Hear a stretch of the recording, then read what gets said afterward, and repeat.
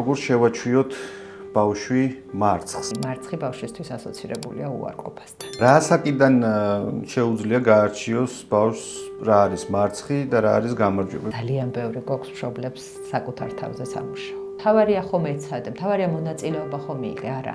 იშვიათად ბავშვი თავისი სურვილით იყოს მიყვანილი სპორტის იმ სახეობაზე, რომელზეც ასპარეზობს. როგორ მოიქცეს თქვა მშობელი იმ შემთხვევაში, როცა ბავშვი საკუთარ თავს აკრიტიკებს?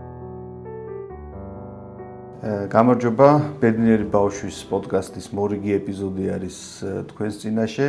ჩემი სტუმარია ანა არველაძე, ფსიქოლოგი, რომელიც განსაკუთრებით მუშაობს სპორტის ფსიქოლოგიის მიმართულებით და განსაკუთრებით კი ჩემპიონებთან.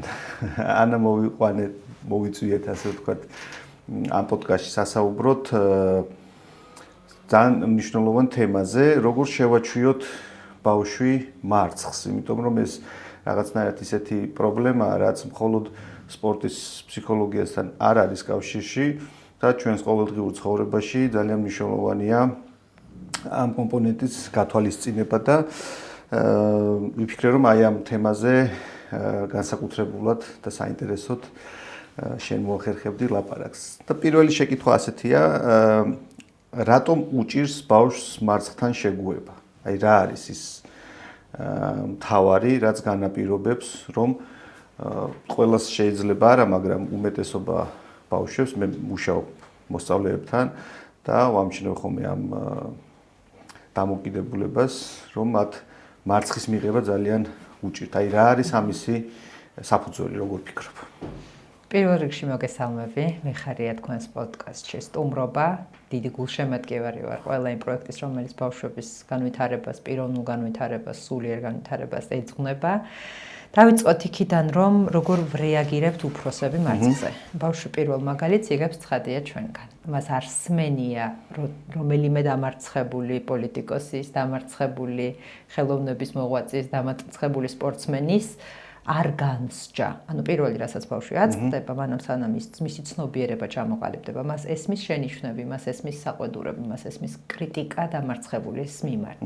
და სრულად არაცნობიერად ბავშვი მწიფდება ეს მოლოდინი, რომ მასაც გააკრიტიკებენ, მასაც დასცინებენ, მასაც რაღაცნაირად დაამცირებენ. და სწორედ ამიტომ ის არ შესწრებია, მას არ აქვს მონაცემთა ბაზაში, მეხსიერების მონაცემთა ბაზაში, მას არ აქვს მოვლენა, როდესაც ვინმე დამარცხებული თუ რასაკვირველი ეს არ იყო ოჯახის წევრი, ვიზეთ მშობელმა იზრუნა მისი უფროსი დედმამიშვილი, რაც ზრუნვის მომენტით გადაფარეს დამარცხებულის შერცხვენა ბრჭყალებში.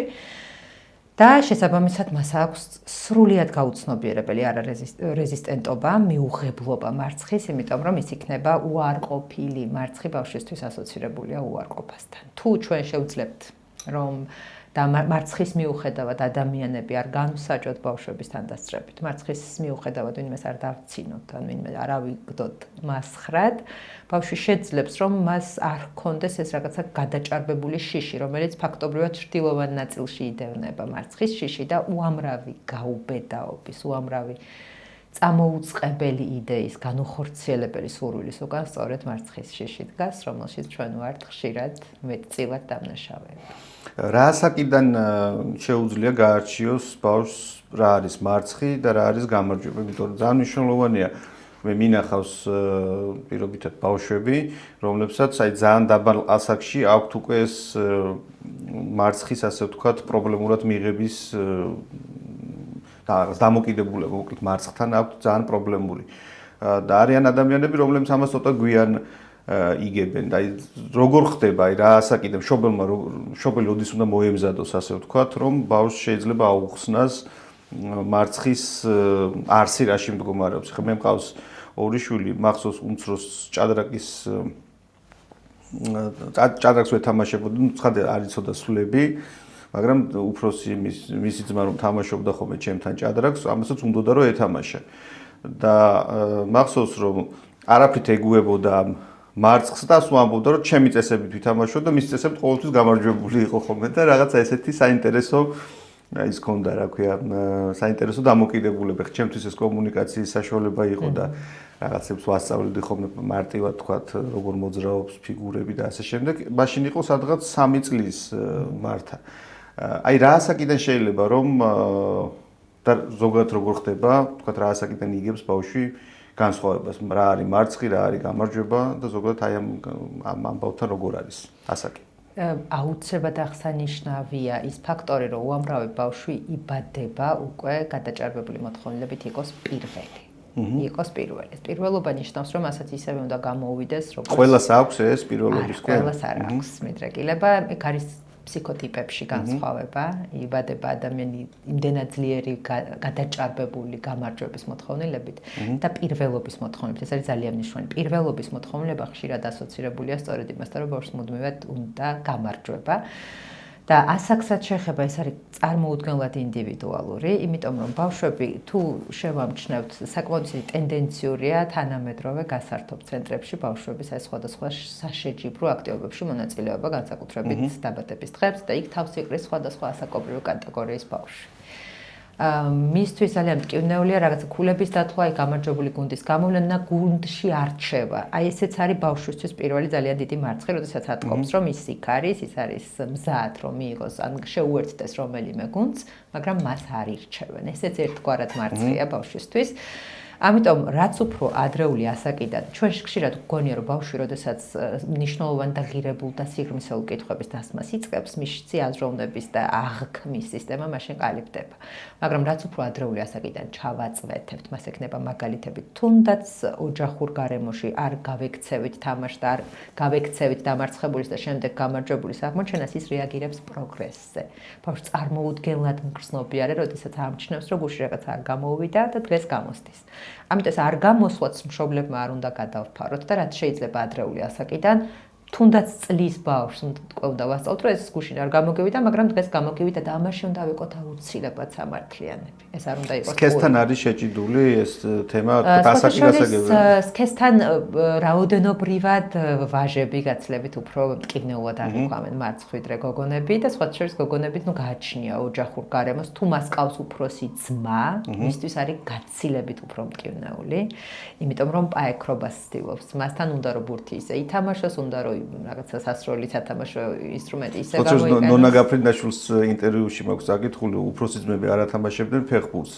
ანუ არ შენი საქმე ეს არ არისო და გახდა მე მსოფლიოს უდიდესი მოჭადრაკე და აჩვენა რომ აი სადღაც რო გონიათ რომ მე თქვა არ გამოუდგები, არის სფერო სადაც გამოუდგები. პრინციპში ყველგან გამოდგებოდა ნონა გაფრინდაშვილი მე ასე ვფიქრობ ბოდიში შეგაწყვეტილი მაგრამ ეს გამახსენდა ეს მნიშვნელოვანი ჩანართია რომ ეს დედმამიშვილებში პაექრობა არის ძალიან მნიშვნელოვანი მომენტი თუმცა კიდე მეორე მნიშვნელოვანი დეტალია გამძლეობა და მოთმინების უნარი არიან ბავშვები რომლებიც სწორედ წარმატებული ბრჭყალებში დედმამიშვილების გამო ნებდებიან შობლის როლი ამ შემთხვევაში ძალიან მნიშვნელოვანია ჩვენ ყავდა სტუმრად ლაშა გუჯეჯიანი ძიუდოს ნაკრების თავარი მწვრთნელი ჩვენ ამ თემაზე ვილაპარაკეთ საკმაოდ ღრმად შობლის საკითხსაც ლაშა შეეხო და ჩემი დაკვირვებაც ესეთია რომ ხშირ შემთხვევაში მშობელი ძალიან ქვეცნობიერ დონეზე რაღაცა ტიპის იმპულსებს აწვდის თავის შვილს ისეც რაც შვილს ასე ვთქვათ დამარცხებასთან ერთად იმედგაცრუებას ასე ვთქვათ უნერგავს. აი მშობელი ამ შემთხვევაში როგორ უნდა მოემზადოს შვილის დამარცხებისთვისაც, იმიტომ მე რო ვაკვირდები ხოლმე ვთქვათ შეჯიბრებებზე, მშობლები როგორ რეაგირებენ შვილის წაგებაზე, აი მან ხვდები რომ ბავშვი უბრალოდ სხვა არჩევანი არ აქვს, რომ დამარცხებას ისე უნდა შეხვდეს, როგორც ხვდება წრემლებით და დიდი იმედგაცრუებით. აი რა არჩევას მისცემ ვთქვათ მშობელს, როგორ უნდა თვითონ როგორ უნდა მოიქცეს, როდესაც მისი შვილი მარცხდება. აი რა აქვს დასამუშავებელი? აქ ხო ფაქტია, რომ მშობელს აირეკლავს ხო შვილი, ანუ მშობელს უყურებს, მშობლის თვალებში რასაც ხედავს, ის მერე მასზე ტრანსლირდება და აი რა როგორ უნდა მოიქცეს? თუნდაც ახლა არის ხოლმე რომ დასწავლილად ჩვენ რაღაცას ვამბობთ, სიტყვიერად ვამბობთ, მაგრამ ჩვენი სხეული სხვა იმპულსებს გადასცემს, ასე ვთქვათ, შვილს. ამ თვალსაზრისით ბევრი გაქვს ნაფიქრი, ნამუშევარიც და ვფიქრობ, რომ რაღაც საინტერესო რჩევა შეიძლება მისცემ მშობელს. პირველ რიგში ალბათ და ისეთი ბანალურად ჟღერს, მაგრამ ძალიან ბევრი გვაქვს მშობლებს საკუთარ თავზე სამუშაო. როგორც ახსენე მარცხის დროს პირველი ვისაც ბავშვი უყურებს და პირველი ვისი ტკივილიც აქვს ჩემ სპორტსმენებს მაგალითად რომ პირველი შეკითხვა რომ დავსვა პირველი მარცხის შემთხვევაში ვისთან გქონდა თვალით თვალში კონტაქტი თუ რასაკვირველია აუდიტორიაში ესწრებოდა მისი მშობელი, ეს არის მშობელი. ბავშვს აქვს უზარმაზარი, გამძაფრებული დამოკიდებულება მშობლის რეაქციის მიმართ. არ აქვს მნიშვნელობა გასახდელში ნებისმიერი შეჯიბრის შემდეგ ვერბალურად რას ეთქვის მშობელი შვილს. მთავარია ის პირველი რეაქცია, რომელსაც ქართველები მიდრეკილნი ვართ, რომ საკმაოდ მძაფრად გამოვხატოთ. აქვე კიდევ ძალიან მნიშვნელოვანი საკითხი. ჩვენ ფსიქოლოგიაში გვაქვს ესეთი ტერმინი ლოკუსის კონტროლი. ადამიანები, რომლებსაც აქვთ გარე ლოკუსის კონტროლი, შვილის მარცხს ყოველთვის ვინმე აბრალებს. აბრალებს მსაჯს, აბრალებს მწვრთნელს, აბრალებს მოწინააღმდეგეს, რომ რაღაცა ამინც და ასე შემდეგ. ამინც, მეზობლის გათვალვას და ასე შემდეგ, ხო? აი ეს გარე ლოკუსი თუ ჩვენ ინდივიდუალურად არ ვიმუშავეთ და შულს ავუხსენით, რომ თუ არ ავუხსენით, რომ ვინმე არ არის მის, რაც ხადი არის უსამართლობები, მაგრამ მე ზოგადად ვსაუბრობ, რომ აი ვინმეს დადანაშაულება არის მარცხის გამოუყენებლობა. ხო, ეს შესაძლოა ადამიანი იყოს ფიზიკურად ძალიან კარგ ფორმაში, მაგრამ რაღაცა ერთი დეტალი, ერთი წამახალისებელი საგულშემატკივრო ფრაზა დააკლდა ბავშვს, რომ მისი რესურსები გამოიყენებია. ყველაზე მთავარი ჩვენ შეჯიბრზეც რომ მივდივართ, გვაქვს გამარჯვების მოლოდინი. არ გვაქვს იმის, ბავშვს არ ვამზადებთ, აბაშენით შემდგომ გახდა ჩემპიონი, ეს არის მშობლის მთავარი მოწოდება. მშობელმა რო შვილს უთხრას, რომ შენ უნდა შეძლო ყველა შენი რესურსის გამოყენება. აი ეს არის ყველაზე მნიშვნელოვანი. და შენ უნდა შეძლო შენი გამოცდილების დაფასება და გამოიყენება. აი ამ ორი ძალიან მნიშვნელოვანი, გამარჯვებაზე ბევრად მნიშვნელოვანი მოცემულობით და რაღაც გარკვეულწილად შინაარსით ჩვენ ბავშვის დამოკიდებულებას შეჯიბრის მიმართ რადიკალურად ვცვლით. შენ თავარია გამოიყენო ის, რაც შეგიძლია და შეძლო შენი რესურსების გამოყენება და შეძლო შენი გამოცდილების გამოყენება. ეს არის ყველაზე მთავარი და არა ვთქვათ რაღაცა შემთხვევითი გამარჯვება მათ შორის, რომელმაც შესაძლოა ბავშვს медаლი მოუტანოს, მაგრამ იქ არ იყო გააზრებული რას აკეთებს, იქ არ იყო მნიშვნელობა მინიჭებული იმაზე, რომ მას რესურსები და მისი პირადი გამოცდილება ყველაზე დიდი იარაღი აქვს, რითიც შეიძლება იბრძოლოს. ეს მშობელში არსებული დამოკიდებულება არავის არ დააბრალოს. ბავშვი მიაჩვიოს, რომ ხან დამარცხდება, ხან მოიგებს, მაგრამ კიდევ რა გვჩვევია ჩვენ ნახე, პირად მაგალითებს უყვებით ხოლმე, რა მე ესე დამემართა და მე ისე წამოვდექი, ამის შემდეგ ძალიან ბევრი რამ შევძელი. იქაც კონკურენციის მომენტია. ბავშვებს აი საკუთარი მაგალითი შესაძლოა ზომიერად, ძალიან ზომიერად, ძალიან ფრთხილად მივაწოდოთ, მაგრამ არა ის, რომ მამამ რაც შეძლო, დედამ რაც მე იმას ვერასოდეს ვერ გავაკეთებ. აი ეგ ნაწილი მოდი უფრო კარგად რომ გავშალოთ, თქვათ, უფრო დავაზუსტოთ, იმიტომ რომ თქვათ მსმენელისთვის შეიძლება რაღაც კონკრეტულად ეს მონაკვეთი აღმოჩნდეს, რაღაც ინსპირაციის თუ რაღაცის მიცემი. აი სიტყვები ძალიან მნიშვნელოვანია დამარცხების შემდეგ ხდება თქვათ მშობელი შვილს, ხო? არ არის ეს მხოლოდ სპორტს არ ეხება, ასე ვთქვათ, ნებისმიერ შემთხვევაში. აი გამოცდიდან გამოვიდა და ფეილი აქვს, ასე ვთქვათ, ვერ ჩაირიცხა და ყველა ელოდება ამ ის უნივერსიტეტში აღმოჩენას. ახლა ჩვენ გველოდება საგამოცდო პერიოდიც და ეს ბევრს შეიძლება დაეხმაროს. აი პირველი რეაქცია როგორი უნდა ქონდეს მშობელს ამისთვის ხო უნდა მოემზადოს, იმიტომ ჩვენ როგორ არის, რომ ვენდობით ჩვენს ინსტინქტებს და ინსტინქტების დონეზე შეიძლება დაუმუშავებელი რაღაც რეაქცია სხვანაირად წამოვიდეს. ჯობს რომ მოვემზადოთ ამისთვის, ხო, თქვათ გავიაზროთ ყველა შესაძლო ვარიანტი. აი რა პირველი სიტყვა რა უნდა უთხრას. თქვათ ხანდახან არაუშავს ხდება ხოლმე ისეთი ყალბი არის, რომ ყველა ხვდება ამას. მათ შორის პირველი ის ვინც გაფაციცებით შემოყულებს. ეხლა თქვათ მე რომ ითხრას ვიღაცამ რაღაცაზე არაუშავს ხდება ხოლმე თუ მეს პირადად არ მეხება თქვათ, ხო, მის ყველა სხეულის ყველა ასე ვთქვათ ნაკვთს ესე გაფაციცებით არ დავაკვირდები, მაგრამ ჩემთვის როდესაც განსაკუთრებულად მნიშვნელოვანია ვინ მეუბნება ამას, ისე დეტალებს ვამჩნევ თქვათ, ხო, აი რა ვიცი, ყველა სუნის დონეზე შემიძლია გავიგო ყალბი ადამიანი თუ არა.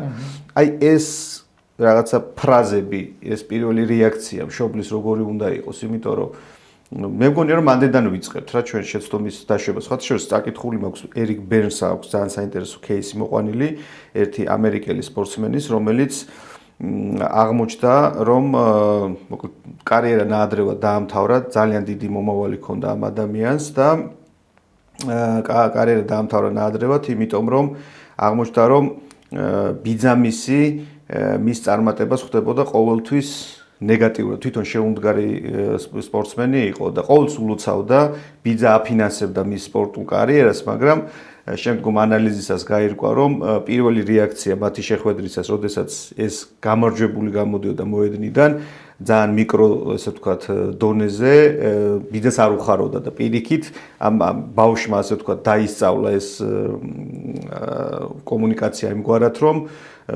თუ მინდა რომ ბიძას ვასიამოვნო, მე ყოველთვის უნდა ვიყო დამარცხებული და მოკლედ ეს იმედის მომცემი სპორტსმენი ნაადრევად ჩამოშორდა ამ სპორტს. აი ამ დონეზე კომუნიკაცია მშობელსა და შვილს შორის როგორ უნდა დაიწყოს აი პირველი შეხვედრით, რა არჩევას მიცემ. აქ კიდევ ძალიან მნიშვნელოვანი დეტალია, რამდენად ენდობა შვილი მშობელს. ანუ ეს ფუნდამენტი ზოგადი ნდობა მშობლის მიმართ. შვილს კონდეს შესაძლოა დამოკიდებულება, რომ მე ვგრძნობ დედა რას განიცდის, მაგრამ ის არ მაჩვენებს რეალობას. ის მიმალავს რეალობას. ჩვენი ყველაზე მნიშვნელოვანი თემა არის რამდენად ხარისხიანია მშობელსა და შვილს შორის ურთიერთნდობის მომენტი. ეს არის ერთ-ერთი ყველაზე ესეთი არაცნობიერი ფუნდამენტი. მეორე მნიშვნელოვანი საკითხია დასწავლილი სიტყვების სანამ ფრაზებს შევარჩევთ სწორად, ყველაზე მნიშვნელოვანია მშობელმა იმუშაოს მიმღებლობას. ყველა მშობელს სურს შვილი იყოს საუკეთესო, ყველა მშობელს სურს შვილი იყოს წარმატებული. მიმღებლობა რაც იმას ნიშნავს, რომ პატივისცემა შვილის ცხოვრების სხვადასხვა ეტაპზე ის განიცდის აუცილებლად მარცხს, უფრო ადრეულ ასაკში განიცდის ის მარცხს, უფრო იმუნური იქნება ცხოვრების მომდევნო ეტაპებზე. შესაძლოა მაშინ, როდესაც მშობელი მის გვერდით არ იქნება, გაუმკლავდეს დამოუკიდებლად რაღაც გამოწვევებსა და ბარიერებს. ამიტომ ეს მიმღებლობა გვაქვს პირველ რიგში ყველაზე მეტად დასამუშავებელი, რომ ჩვენი შვილი ყველა შეჯიბრზე, ყველა გამოცდაზე საუკეთესო და წარმატებული ვერ იქნება და მან აუცილებლად უნდა გაუგოს და აგემოვნოს მარცხი, იმიტომ რომ შესაძლოა მარცხი იქცეს იმ წინაპირობად, რომელიც მას უფრო მეტად აამოძრავეს, უფრო მოტივირებულს გახდის, უფრო მეტ საზრისს გაუჩენს, რისკენაც ესე დაუოკებლად და თავგანწირულად დაიწყებს სხვას, ხო? მარცხი არის ასევე პროგრესის ნაწილი. იმისთვის რომ მშობელს არ ქონდეს მზაფრი რეაქცია, ხშირად მინახავს განსაკუთრებით საგამოცდო ციებ-ცხელება ახსენე, როდესაც მშობლები ველით შვილებს როგორ გამოვლენ აი ამ მისაღები გამოცდებიდან, შვილის ერთი მიმიკა და მშობელი უკვე პირველი რაც აქვს, რამხელა იმედებს ამყარებდა შვილზე. და სხვა მშობლები, რომლებიც ულოცავენ შვილს იქვე, თქვათ, ატყობენ რეაქციაზე, რომ კარგად დაწერა, რამხელა იმედგაცრუებაა შვილი. არა ის მოვლენა, რომ ვერ ჩააბარა გამოცდა, არამედ თავად შვილი არის იმედგაცრუება. და ეს რო არ დაგვემართოს პირველ რიგში მიმღებლობაზე გვაქვს სამუშაო, მეორე დასაფასებელი გვაქვს ჩვენი შვილების უნიკალური გამოცდილება, რაც უფრო ადრეულ ასაკში გახდებიან იმუნურნი, მით უფრო მარტივად შეძლებენ დამოუკიდებლად ცხოვრების გაგრძელებას ჩვენი ჩარევის, ზედმეტი ჩარევის გარეშე. და ფრაზა რაც ყველაზე მნიშვნელოვანია, ხშირად გვაქვს ხოლმე ეს დამამშვიდებელი ფრაზა, მთავარია ხომ ეცადე, მთავარია მონაწილეობა ხომ მიიღე, არა. ყველაზე მნიშვნელოვანი ფრაზა არის ის, რომ მე ხედავდი როგორ ცდილობდი. შესაძლოა მშობლისთვის ეს მცდელობა იყო ძალიან ცოტა, იმიტომ რომ თვითონ შვილს ეუბნება, რომ მე შენ სასაკში 12 საათს მეცადინეობდი და აი შენ რო დააკელი, ამიტომ მოგივიდა ხო გეუბნებოდი, ხო გაფრთხილებდი. ეს არ არის თანაგრძნობის, ეს არ არის ერთიანობის გამომხატველი ფრაზა. ჩვენ შვილს მაგ დროს ყველაზე მეტად სჭირდება დაინახოს თლიანობა და ერთიანობა. შესაძლოა იყოს, რომ მე თანაგიგრძნობ და შენ შესაძლოა გქონდეს ახლა ძალიან ნეგატიური ემოცია, რაც ბუნებრივია და აქვს ბავშვს იმის უფლება, რომ განიცადოს, იმიტომ რომ ხშირად არის ხოლმე ეს გადაფარული მარცხის ემოცია, სადამ უყოფს თავს არავინ არ ვიცით. ვაცადოთ ჩვენს შვილებს წარუმატებლობაზე და მარცხზე გამოიგლოვონ ის მდგომარეობა. აი ეგ მინდოდა მე თქვა, რომ ხშირად ჩვენ არ ვაცდით არ ვაძლევთ უფლებას, რომ გამოიგლოვოს და პირდაპირ რაღაც პოზიტიურ იმაში გადაგყავს ამ ბავშვი, რომ აი არ აუშავს რაღაცას და ადამიანს სჭირდება რაღაცის გამოგლოვა. შეიძლება მისთვის მართლა იყო რაღაცა ძალიან მნიშვნელოვანი და აი ეს ძალიან მნიშვნელოვანი საკითხია და ვფიქრობ ამისი კიდევ უფრო გაშლა მშობლისთვის ძალიან კარგი სახელმძღვანელო იქნება, იმიტომ რომ აი ეს რაღაცა თქვა დამოკიდებულება, რომ თითქოს მშობელი აუბრალოებს მარცხს, შვილისთვის შეიძლება ორმაგად მატრამირებული იყოს, იმიტომ სხვანაირად გადახარშოს ეს ამბავი, რომ არ იყო მშობლისთვის მნიშვნელოვანი ჩემი რაღაცა შედეგი, ან არ აინტერესებდა. აი მანდ ორი უკიდურესობა არის.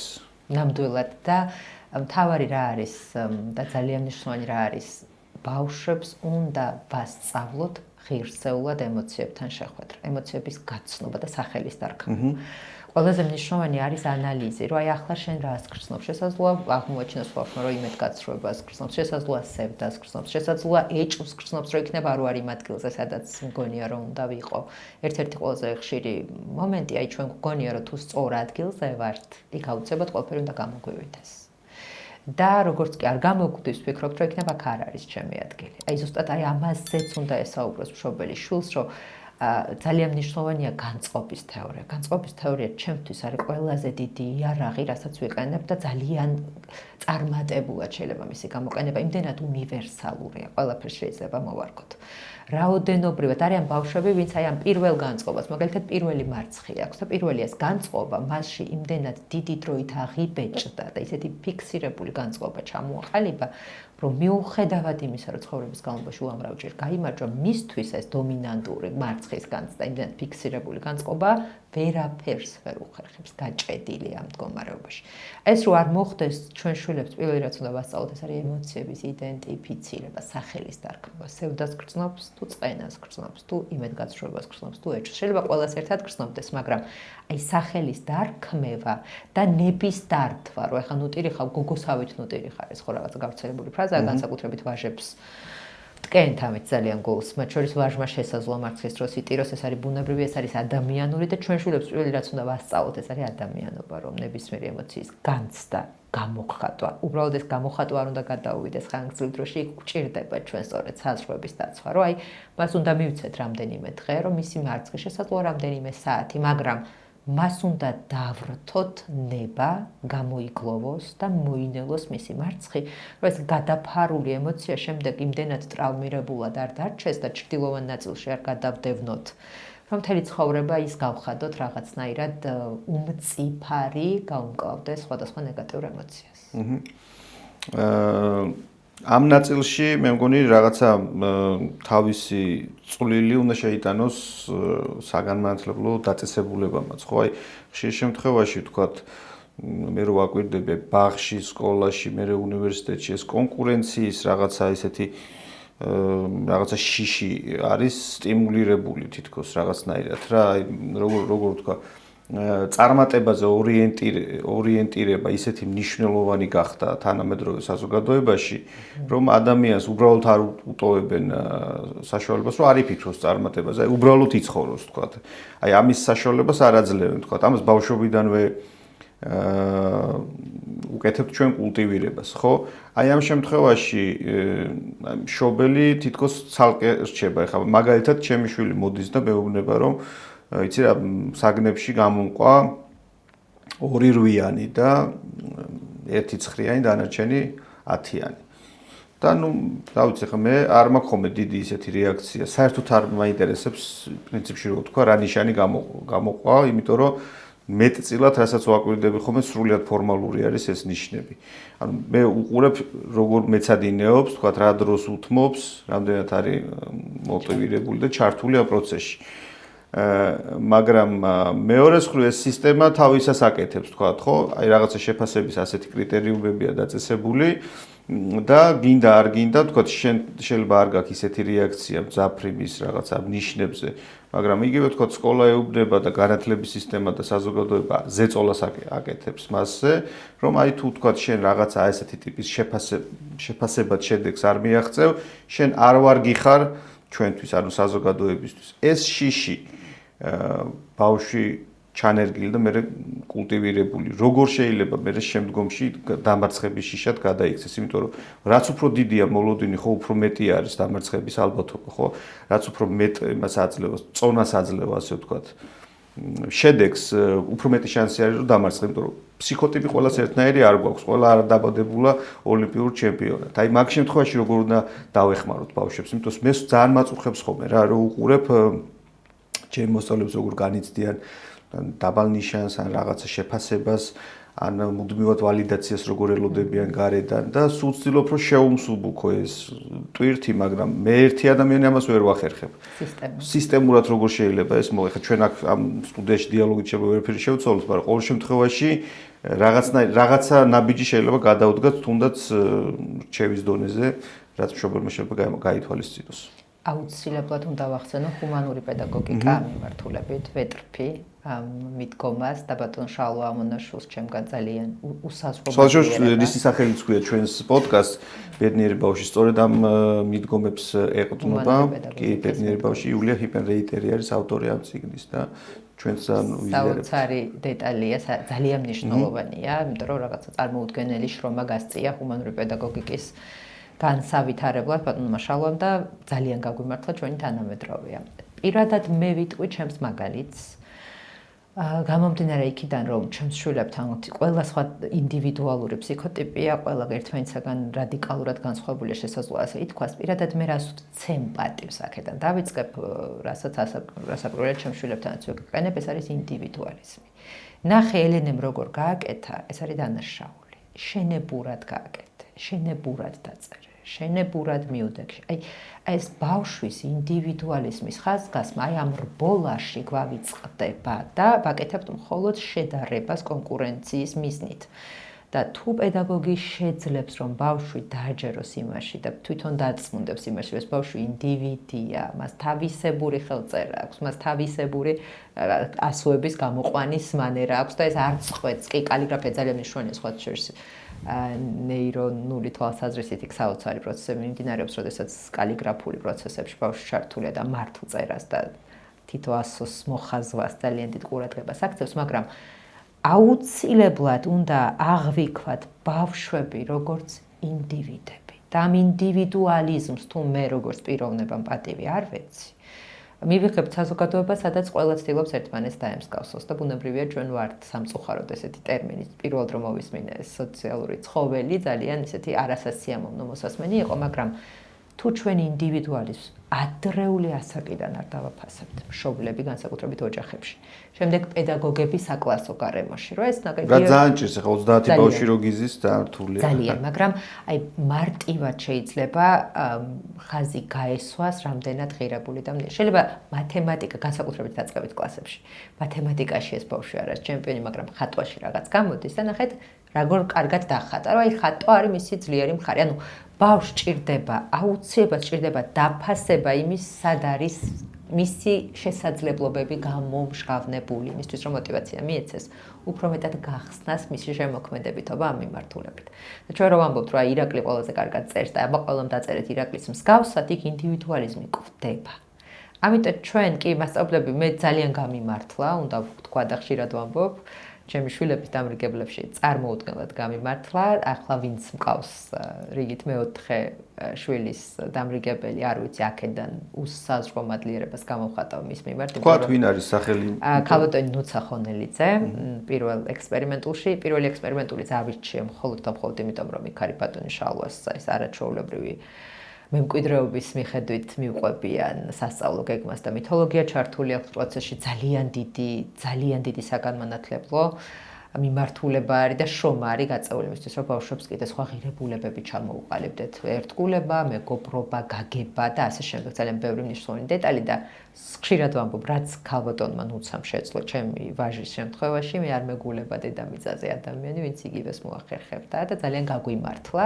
პედაგოგზე ბევრი რამ არის დამოკიდებული. ძალიან ბევრი ბატონი შალვაც ხშირად ამბობს, რომ ბავშვს ჩვენ ხშირად ვსაყვედურობთ, რომ არ მეცადინებს, მაგრამ სინამდვილეში არის მასწავლებლების ძალიან დიდი დანაშაული. ბავშვს არ სჭირდება ბევრი დავალება, ბავშვს სჭირდება თავისუფალი სივრცე, ბავშვს სჭირდება სტიმული, რომ მისი ინდივიდუალიზმი, მისი კრეატიულობა, მისი შემოქმედებითობა მაქსიმალურად გამომჟღავნდეს და დაფასდეს. ჩვენ უნდა ვისწავლოთ ადამიანებმა სხვისი ინდივიდუალიზმის დაფასება. და შემდეგ უკვე საგანმანათლებლო სისტემაც ამას გაიზიარებს. ეს ინდივიდუალური სამუშაო მგონია, რომელიც გავლენას აუცილებლად სისტემურ დონეზე არ ვიცი, როდის მოხდება ეს ამბავი, მაგრამ ყოველ შემთხვევაში პატარ-პატარა სივრცეებში ამისი იმპლემენტაცია ყოველ შემთხვევაში შესაძლებელი არის.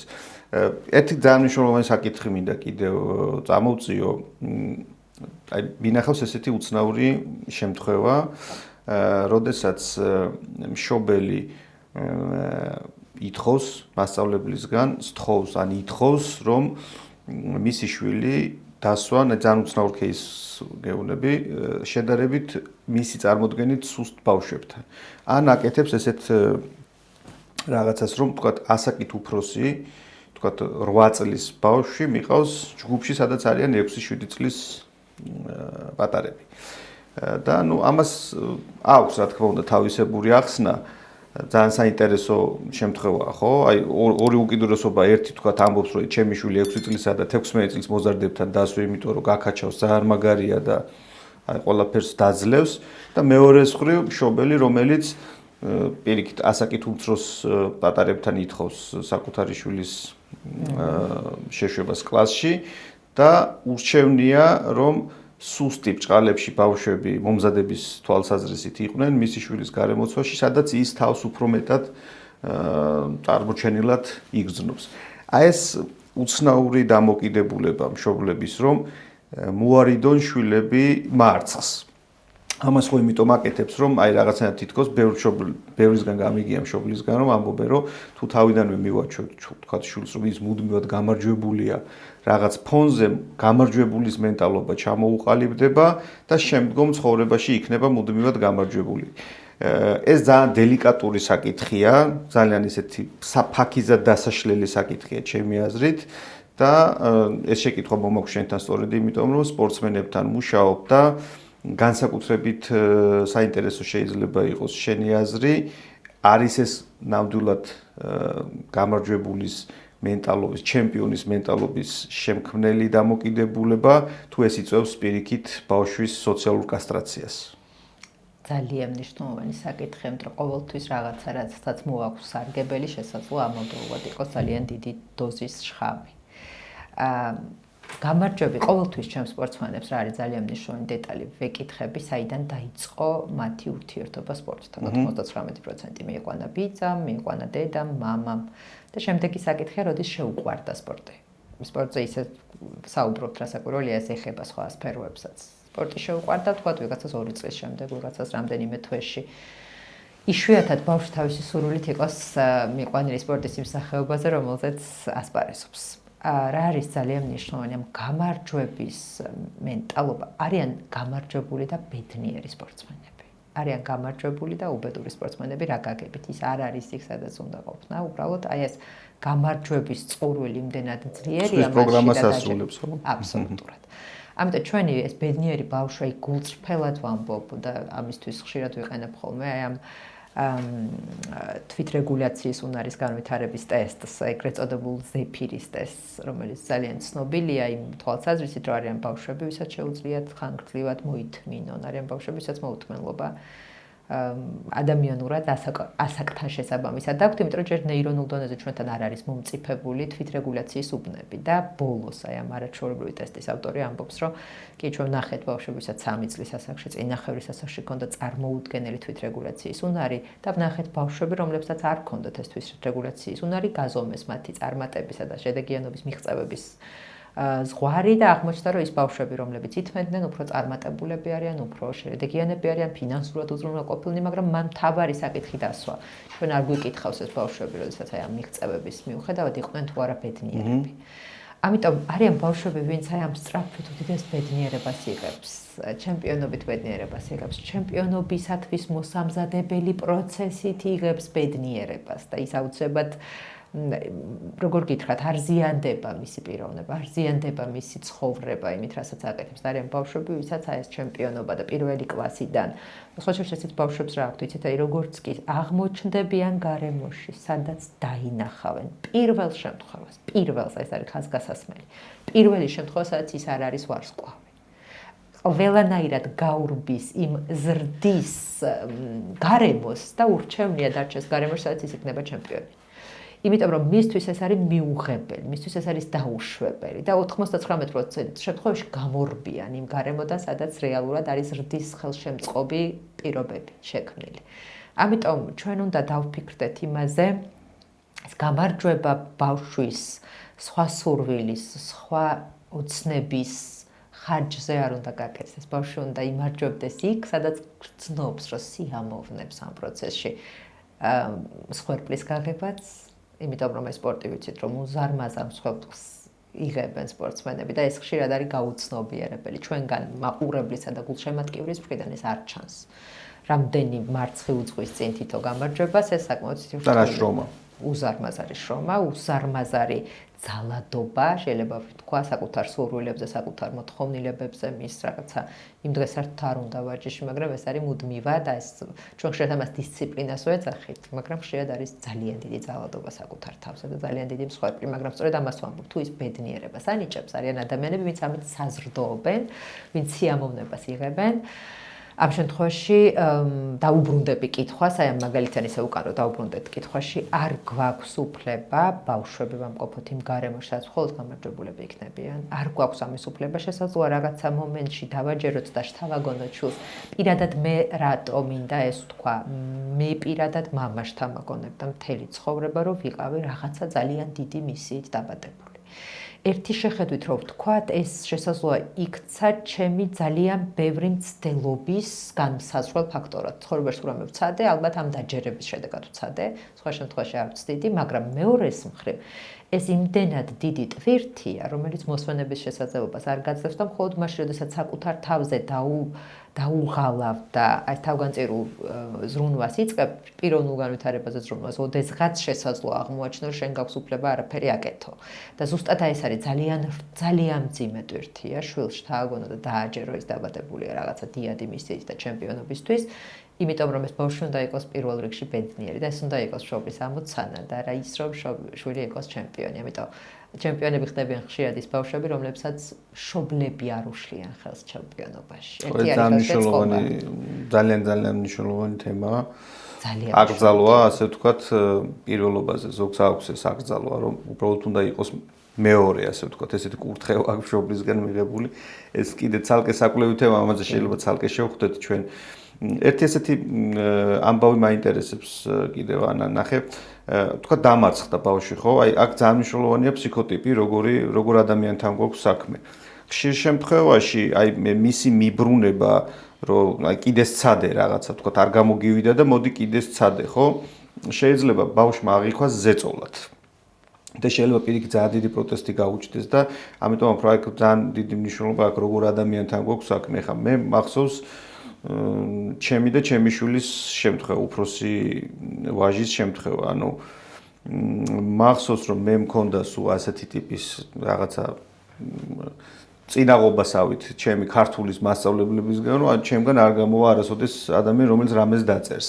და შენ ეს საქმეა, შენი არ არის, იმიტომ რომ ძალიან ცუდად წერ, რაღაც არ გამოგდის ეს შენი რაღაც შენ არ გეხერხება და ასე შემდეგ და ჩემს რაღაცა ცხოვრების რაღაც ეტაპზე, მოკლედ გადავწყვიტე, რომ პირიქით აქ მეცადა ბედი და ის გამომივიდა ყველაზე უკეთესად, რაშიც მეგონა თავი ყველაზე სუსტი.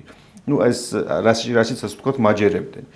ჩემი შვილის შემთხვევაში მუსიკაზე დადიოდა მახსოვს და მასწავლებელმა უთხრა, რომ სოლფეჯიოს მასწავლებელმა უთხრა, რომ უნიჭო ხარ სრულიად, შენგან არასოდეს მუსიკოსი არ გამოვა და მოკლედ გააჩერა ეს თემა, ჩაიგნია ხელი. და ნუ გადაწყვიტა რომ მოკლედ მუსიკაზე აღარ უნდა ევლო, ძალი დადიოდა და უკვე აზრი აღარ ქონდა ამ ამბავს. და სულ ფიქრობდი რომ აი თქვა ჩემ შემთხვევაში მე რაღაცა სხვანაირად მიუდექი ხო საკითხს, რომ რაღაც პერიოდი ველოდე ამ ამბავს და მე გადავწყვიტე რომ არა, უნდა ამომეტრიალებინა ეს ყველაფერი. ხო აი თქვა ჩემმა შვილმა, რომელიც საკმაოდ ნებისყოფიანია, ესეთი ჯიუტი ტიპაჟია, ადვილად არ ანებებს რაღაცას თავს, მაგრამ ხელი ჩაიქნია ამ ამბავს.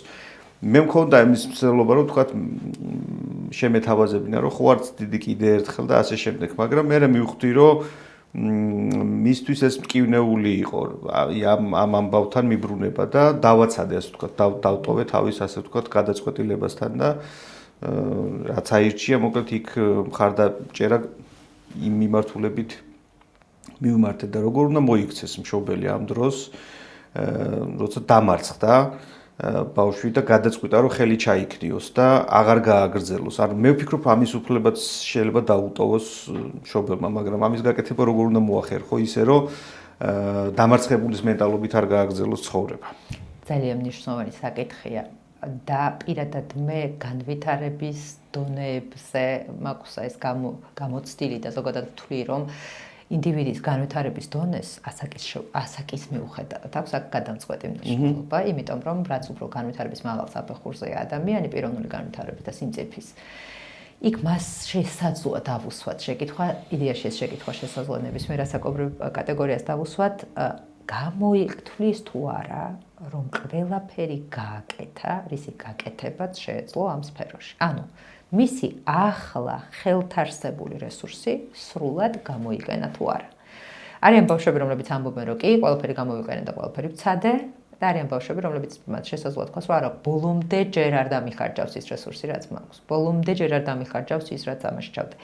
ყველაზე მნიშვნელოვანი რა არის, ხშირად თვითონ თავად ბავშვი ვერ აფასებს იმ დრომას, არავინ არ ასწავლა დააფასოს ის გამოცდილება, ის გვაწლი, ცოტა ისე ბრწყალებში ვამბობ, მაგრამ ეს გვაწლად უნდა დაინახოს ბავშვი, რაც თუნდაც იმ წლებში 2 წელია რა მუსიკაში თუ 3 წელია რა მუსიკაში, ძალიან მნიშვნელოვანია მისი ჩადებული ღვაწლი და მცდელობა. ჩვენს შვილებს იმისთვის, რომ მსგავსი ეპიზოდი ყველას დაგვიდგება, რომ რაღაცა ვთქვათ, მის ნიჭში და მის უნარებში შეიტანს და ეს იქცევა მათი დემოტივაციის მთავარი მიზეზი, მაგრამ თუ ჩვენ შევეცდებით, რომ ბავშვს კონდეს იმისი გააზრებული უნარი, რომ თუ მანამდე 10 წელი იარა მუსიკაზე, ყველა ის საათი, ყველა ის მცდელობა, რაც ჩადო სათანადოდ დააფასოს, ის უფრო არის იმუნური და ის უფრო არის ბრძოლის უნარიანი. ცხადია კიდე დაუბრუნდები და ვიტყვი, რომ განვითარების სტადიებს ძალიან დიდი მნიშვნელობა აქვს.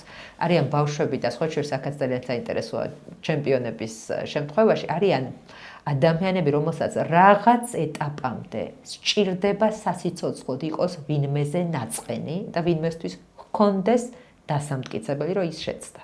და ეს შესაძლოა გამოიყენოს მისი აღმასვლის, გამარჯვების და განვითარების ძალიან მნიშვნელოვან ინსტრუმენტად, მაგრამ იმ ეტაპის შემდეგ, როდესაც პიროვნულად სხვა განვითარების დონეზე გადადის, ეს უკვე აღარ სჭირდება. ჩვენს იგივე არიან ადამიანები, ვინც აი ბავშვობის წენას მთელი ცხოვრება ატარებს, იმის შედეგად გახდა ჩემპიონი, იმის შედეგად გახდა მსოფლიოს საუკეთესო მწვრთნელი და ასე შემდეგ. აი აქ უნდა გვახსოვდეს, რომ პიროვნულ განვითარებასთან ერთად ის რაც დაგეხმარა იმ წერტილში მოსასვლად, აღარ უნდა განაგრძო იგივე მეთოდის გამოყენება, იმიტომ მე თუ ვაცნობიერებ წინაღობაა შენთვის.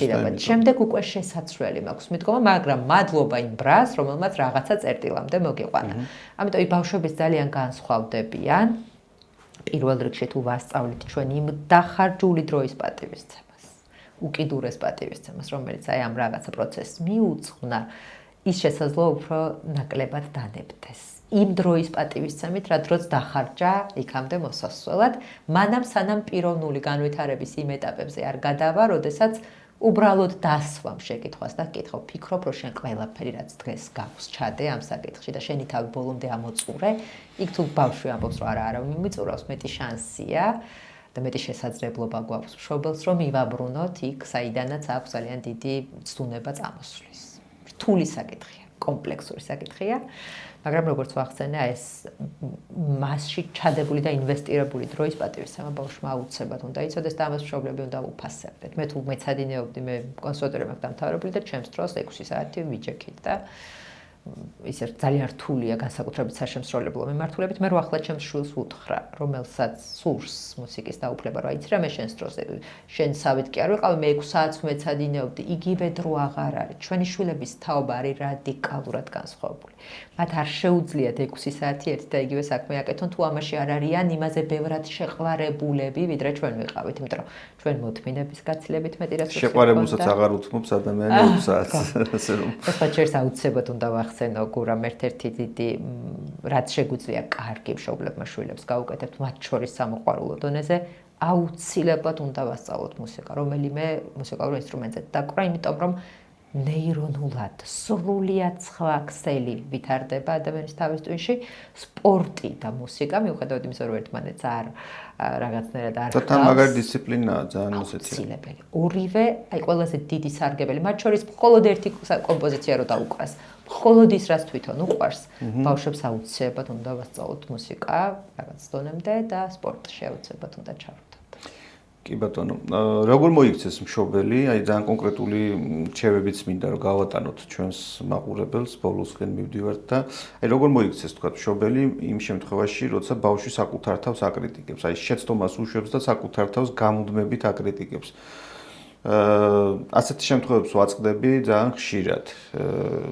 თქვა ყოველდღიურობაში აქ, ფასკუნჯის სივრცეშიც და სხვაგანაც, სადაც თქვათ ერთჯერად მასტერ-კლასებს ვატარებ ხოლმე, რომ ბავშვი აი მცირე შეცდომასაც კი საკუთარ თავს არ პატიობს, ძალიან კირკიტაა და ძალიან ესეთი აი მძაფრად აღიქვამს ამ ყველაფერს და მუდმივ თვითკრიტიკაში არის. ხა მე როგორც მასწავლებელი რაღაც ჩემსაც ვცდილობ, მაგრამ მშობელს რას ურჩევ, თქვათ ამ შემთხვევაში როგორ მოიქცეს, როგორ ასწავლოს შვილს რომ გამორთოს ეს მაკრიტიკებელი ხმა შიგნით. თავში რომელიც რაღაცებს ამბობს და იძახის. კი, მე ძალიან მიყვარს დილტსის დისნეის სამკუთხედის მოდელი. რატომ მიყვარს ამასაც ავწერ. მეოცნებე რეალისტი და კრიტიკოსი. აი სამი მდგომარეობა, რომელშიც ჩვენ და უნებურად გადავდივართ. ხოლმე ჩვენ ვიცნობთ მეოცნებე ბავშვებს, რომელსაც საერთოდ არ აქვს კრიტიკა და ვერ არსებობს მათში, მათ შორის ჯანსაღი კრიტიკა, ჩვენ ვიცნობთ კრიტიკოს ბავშვებს, რომელიც გადაჭარბებული კრიტიკისკენ არის მიდრეკილი და ჩვენ ვიცნობთ რეალისტ ბავშვს. თუ მშობელი შეძლებს. მაგალითად, შვილი აკრიტიკებს საკუთარ თავს და ამ მომენტში, როდესაც ეუბნები, რომ არა, რას ამბობ, მასეთი არ ხარ, თქვენ შორის რეზონანსი, თქვენ შორის ეგრეთ წოდებული ნეიროლინგვისტურ პროგრამირებაში გვაქვს ესეთი საინტერესო ტერმინი რაპორტი. რაპორტი არის ურთიერთკავშირის ძალიან ღრმა დონე.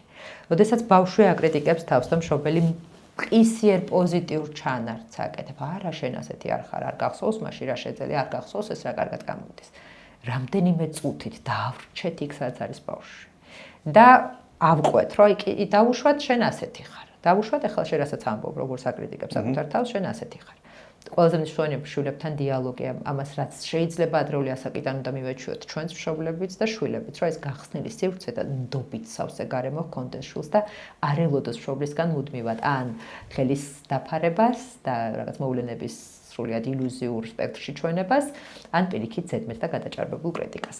ჯერ ვეთანხმებით, რომ იცი რა დაუშვათ ასეთი ხარ, მაგრამ შემდეგ მივყვებით და ამისთვის რომ ჩვენ ვიყოთ შვილისთვის სანდო და რაპორტი არ დაირგვეს, მე უნდა მქონდეს ნაპოვნი ჩემს შვილში. ძალიან ბევრი მომენტი, ეპიზოდი, რომელსაც მე ღირსეულად, ღირებულად და მნიშვნელოვნად ვთვლი. ამაში მე უნდა მქონდეს ჩადებული დროითი ინვესტირება და რესურსი. და შემდეგ ვეუბნები, დაუშვათ ასეთი ხარ, მაგრამ დააკვირდე ასეთი თუ ხარ. ეს გახსოვს, რომ ესე გაკეთდა. ესე იგი აქ რა უნარი გქონია, ეს უნარი შეიძლება აქ გამოიყენო და ამას დაუპირისპირო შეიძლება. ნახე, გაიხსენე ის ხوار გატყუებ, ხომ შენც გახსოვს მაშინ რა გააკეთე. ნახე, ეს ამაში რა უნარი გამოამშყავნე. ეს უნარი გამოვიჩინე. აი ეს უნარი რომ ამ სიტუაციას მოარგო შეგიძლია ეს გადალახო. ანუ პირველ რიგში ჩვენ არ უნდა გავექცეთ დათანხმებას, ჯერ ხდება თანხმობა, ხდება შვილის დონემდე მისვლა და იქიდან ხდება უკვე პოზიტიური ჩანართების გაზიარება, მაგრამ კიდევ ერთი და ყველაზე მნიშვნელოვანი რაც უნდა გვახსოვდეს, ყველა გარემოში, ნებისმიერ სიტუაციაში მშობელი შვილთან უნდა იყოს ნამდვილი და ავთენტური.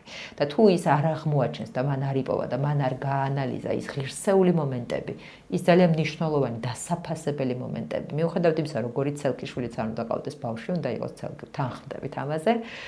როგორი რაღაცა მანკიერი თვისებებიც არ უნდა გქონდეს ბავშვს, მშობელი უნდა იყოს შეიარაღებული 100 თვალით და 100 ყურით, მნიშვნელოვანი, შესამჩნევი, დასაფასებელი და ღირებული მომენტები არ გამოეპაროს მისი შვილის ცხოვრებაში, იმ სიტუაციებში, რაც ერთად არიან, ან იმ სიტუაციებში, რასაც თქვათ მოგვიანებით ბავშვი მოუთხრობს, რომ ამოიწეროს ან დაიმახსოვროს ისე, რომ ბავშვისთვის აი ეს ფაქტებზე დაყრდნობილი ლოგიკით ბავშვი კრიტიკოსიდან მიიყვანოს რეალისტამდე. რეალისტ ბავშვს შეუძლია მეოცნებეობაც შემოუშვას მასში და შეუძლია კრიტიკასაც. და მან და ერთი საინტერესო თემა შემოდის, ანა, ნახე, მშობელი ხშირ შემთხვევაში, ნუ ეხლა იმ ანომალიურ შემთხვევებზე არ მაქვს ლაპარაკი, როცა უარყოფს და თქვათ ამბობს, რომ 40 აქვს სიცხე, მაგრამ თავისით დაიწევს და არ არის ჩარევა საჭირო, ასეთი მშობლებიც არსებობენ სამწუხაროდ, მაგრამ ძირითად შემთხვევაში ხო მშობლის დამოკიდებულება ასეთია, რომ აქვს მაღალი ტემპერატურა,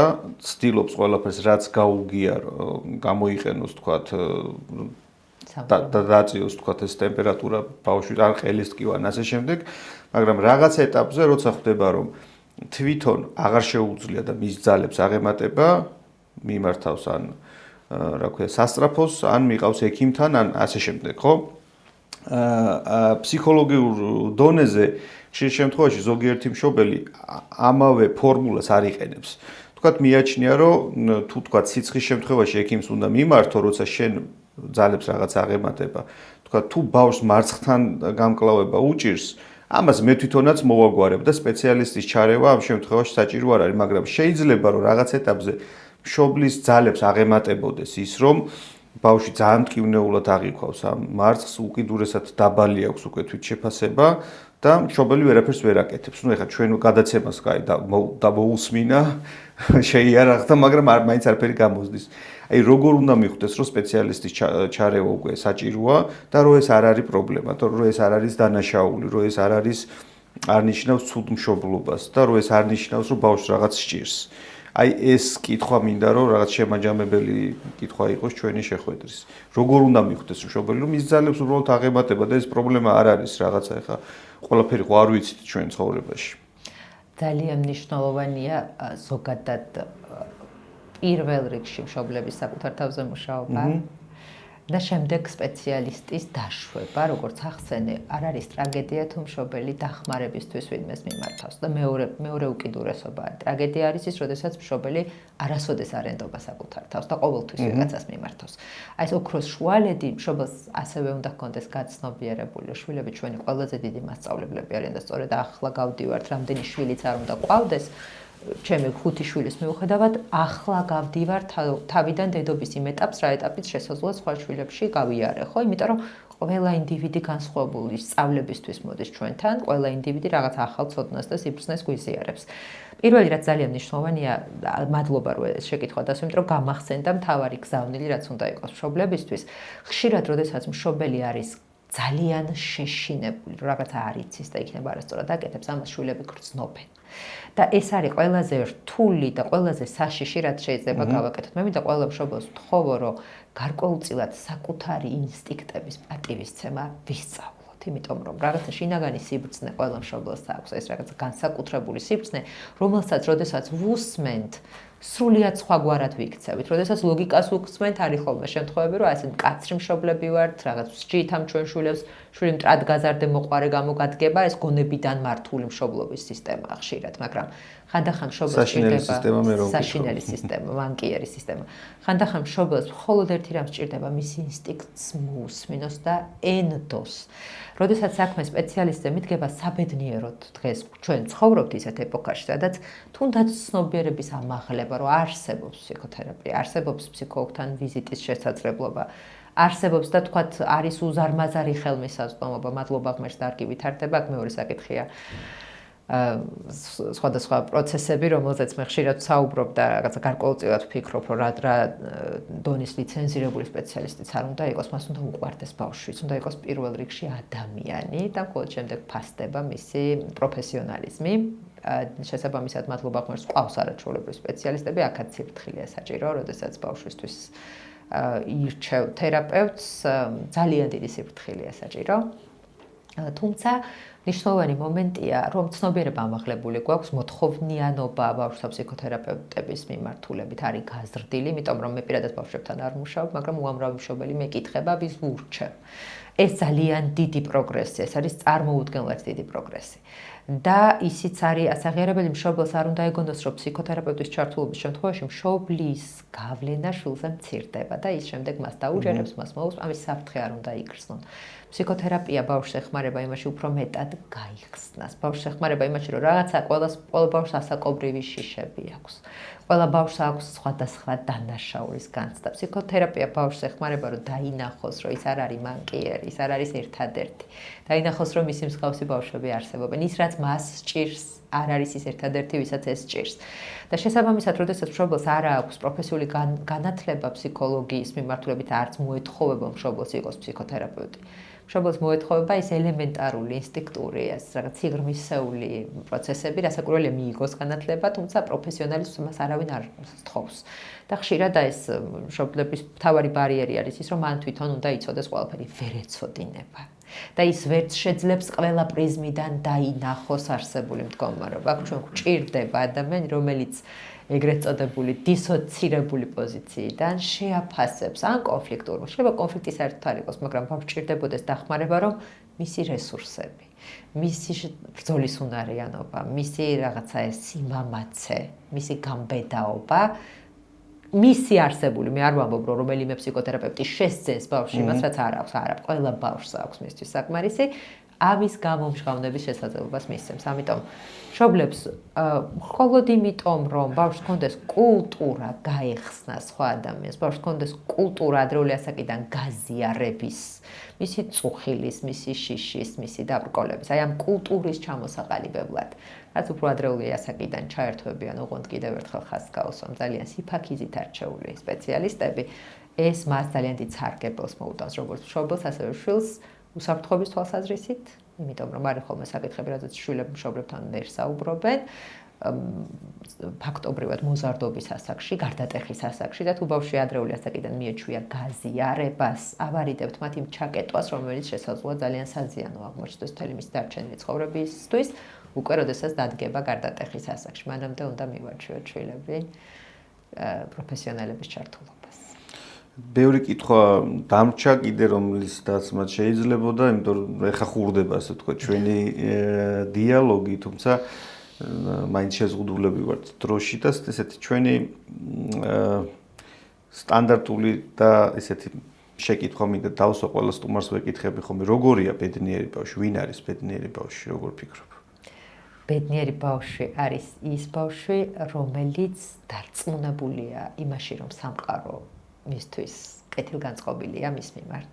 ეს არის ბედნიერი ბავშვი, ბავშვი, რომელსაც ჟერა საკუთარი თავის და ბავშვი, რომელსაც ყავს ბედნიერი მშობელი, იმიტომ რომ თუ მშობელი არ არის ბედნიერი, ბავშვი საკუთარ თავს ბედნიერების უფლებას არ მისცემს. ეს ბედნიერება არ არის რაღაც ან მატერიალურ მდგომარეობაზე დამოკიდებული ცნება და კონსტრუქტი, ეს არის ადამიანის შინაგანი მდგომარეობა და შესაბამისად ყველა ბავშვს უსურვებ ბედნიერ მშობელს და ყველა მშობელს უსურვებ ბედნიერ შვილს.